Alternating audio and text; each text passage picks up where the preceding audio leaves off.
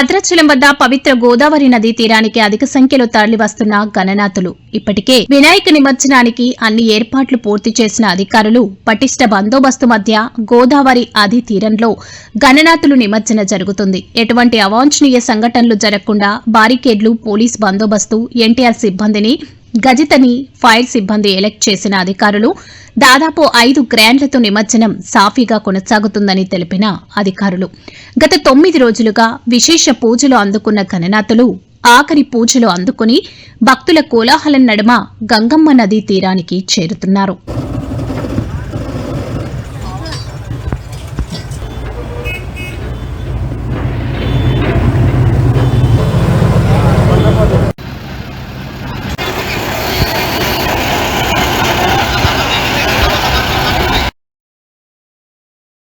ఇటువంటి మరెన్నో వీడియోల కోసం మా ఛానల్ ని సబ్స్క్రైబ్ చేసుకోండి. పక్కనే ఉన్న బెల్ ఐకాన్ ని క్లిక్ చేసి యాక్టివేట్ చేసుకోండి.